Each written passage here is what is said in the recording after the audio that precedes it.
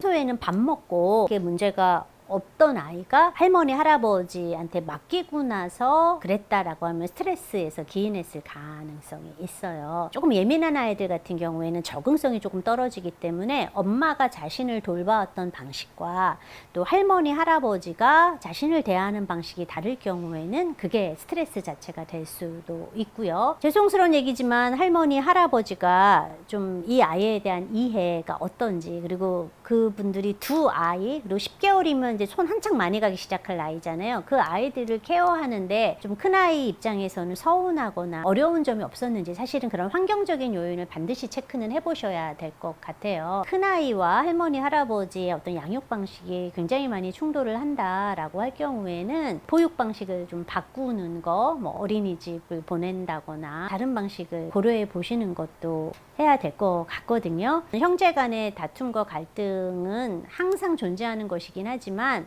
그거를 어떻게 다뤄주냐에 따라서 그게 지속되기도 하고 더 악화되기도 하고 순화되는 거기 때문에 양육자의 역할, 책임이 너무너무 사실은 큽니다.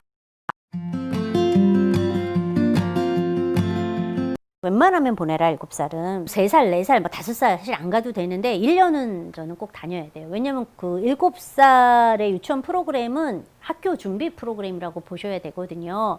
그리고 7살 아이들의 사회성도 6살 반이랑 또 확실히 달라요. 여기서 연습해야 돼서 크게 건강상의 문제나 다른 문제가 없다면은 저는 보내셔라 라고 말씀드리고 싶고, 그래야 초등학교 적응이 좀 더 수월할 수 있어요. 그런데 여러 가지 연유로 인해서 좀 보내기가 어렵다면은 반드시 사적인 또래 관계는 꼭 맺어주셔야 돼요. 제가 이제 강아지랑 비유해서 조금 그런데요. 강아지들도 사회화가 꼭 필요한 시기가 있어요. 보통 그 7, 8개월 이전, 그전 시기에 다른 강아지들과 만나서 놀아보지 않으면 이제 사회성이 확 떨어진다라고 하는 것처럼 유아들도 마찬가지예요. 이 시기에는 또래와 함께 집단 생활도 경험하고 규칙도 배우고 싸우기도 해봐야 하고 함께 놀이도 해봐야 되는 거기 때문에 아이가 혼자 살 게 아니라면은 기관 보내는 거 저는 대체적으로 찬성하는 거예요. 그런데 너무 어리거나 너무 경계심이 많거나 낯가림이 많거나 할 경우에는 충분히 천천히 적응하는 시간 갖고 보내시면 되고요. 그 전까지 무리 없이 다닌 아이라면은 저는 남는 시간 동안 보내는 거에 한 표 찬성합니다.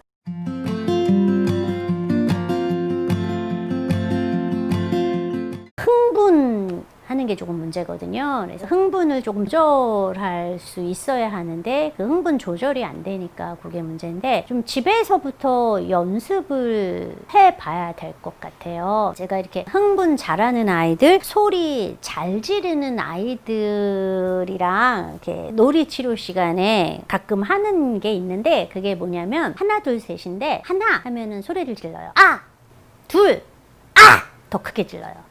셋! 그럼 어떻게 해? 애들 더 크게 지르겠죠? 네, 여기서 반전이 있어요. 셋 할 때는 소리를 지르면 안 돼. 입을 탁 다물어야 돼요. 그래서 아이들이 집단할 때도 많이 하는데 약간 막 흥분하거나 그랬을 때 잠깐! 자, 하나, 둘, 셋! 하나! 그럼 애들 둘! 셋!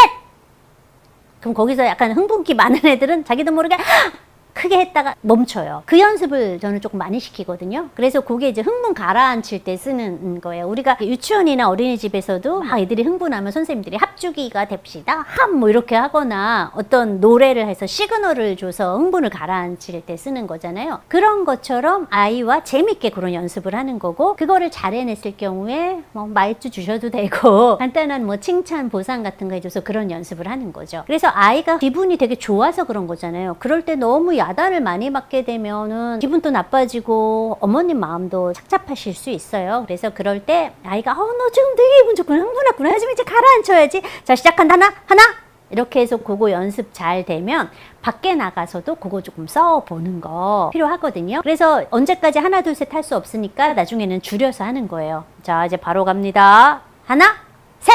뭐 이런 식으로 가는 거예요. 그래서 그거 좀 연습하시고 그것들을 잘했을 때 충분히 칭찬해 주시는 거 이런 거 필요하고요. 처음에는 흥분해서 그 돌고래가 소리 내거나 이제 그럴 경우에 사람 좀 적은 곳으로 데려가고 엄마가 같이 흥분 가라앉혀야 되니까 손 잡아서 이렇게 점차 물결 타듯이 하면서 훨씬 천천히 해서 아이가 정서가 가라앉도록 도와준 다음에 그 다음에 이제 아이가 이런저런 조금 괜찮은 톤으로 얘기하면은 그래 정말 잘했어 이 소리 딱 좋아 요런 정도로 소리 내면은 엄마도 기분 좋고 너도 기분 좋고 엄마도 잘 알아들을 수 있어 요런 칭찬으로 마무리해 주시는 거 꾸준히 연습해 주시면은 분명 잘할 수 있을 거라고 기대합니다.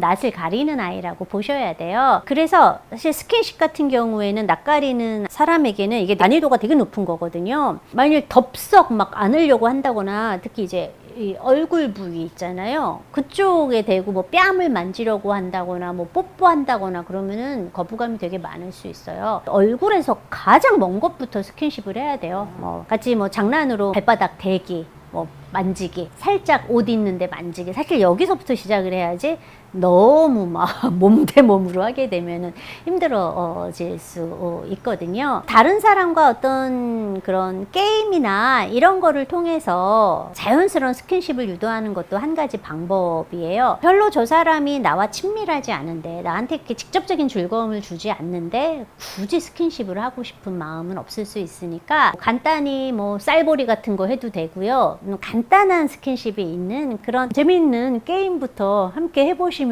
어떨까?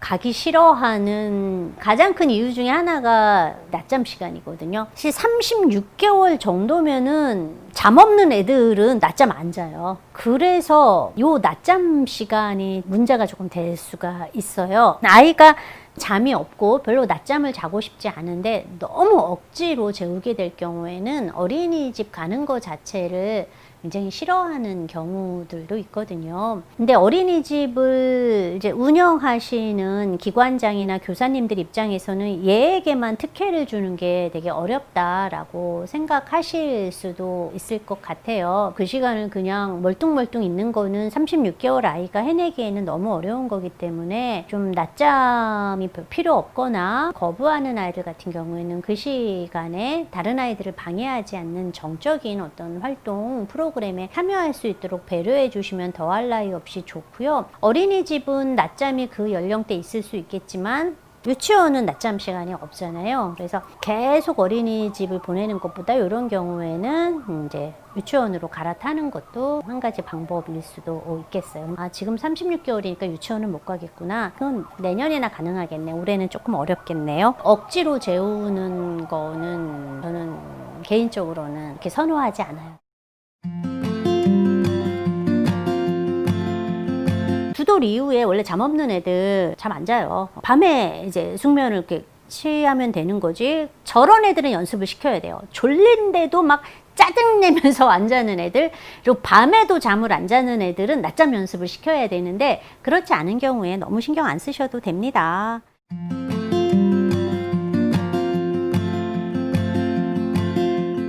굉장히 수줍음이 많은 사람이고 되게 잘 참는 사람이에요. 기본적으로. 그래서 저도 정서 표현을 하는 거가 그렇게 쉽지 않았거든요. 근데 제 직업이 이거잖아요. 맨날 하다 보니까 점차 늘어요. 결국은 육아는 연습이다. 그러니까 실제 해봐야 되는 것이다 라고 말씀드리고 싶네요. 다행스러운 건 뭐냐면 성인, 그냥 친구, 남편, 뭐 시부모님, 우리 부모님에게는 정서 표현하는 거 그렇게 쉽지 않아요. 어른들끼리는. 왜냐면 어른들이 내가 이렇게 정서 표현을 했더니 너 웬일이야? 막 이렇게 얘기하면 우리 못하잖아요. 그런데 다행스럽게도 아이들은 그렇게 평가하지 않아요. 엄마 오늘 왜 그래? 이게 사춘기 지나면 10대 되면은 그렇게 비아냥거리는데 그 이전의 아이들은 엄마가 정서 표현하고 이러는 것들을 너무나 잘 받아들여줘요. 그래서 어린아이 키울 때 걔한테 수다 떨듯 엄마의 감정을 이렇게 하나하나씩 표현하고 드러내다 보면은 어머님도 감정 표현하는 거에 대한 불편감, 어색함 많이 줄어들 수 있어요. 그래서 어린아이들은 그렇게 평가하지 않는다, 비판하지 않는다, 이런 마음 가지시고 한번 내 자식에게 엄마가 애살스러운 표현도 해보고 애교도 부려보고 혹은 어느 때 엄마 이래서 정말 속상했어 이러고 투정도 부려보고 괜찮거든요. 그거 한번 해보시면은 점차 익숙해지지 않을까 이런 생각 드네요.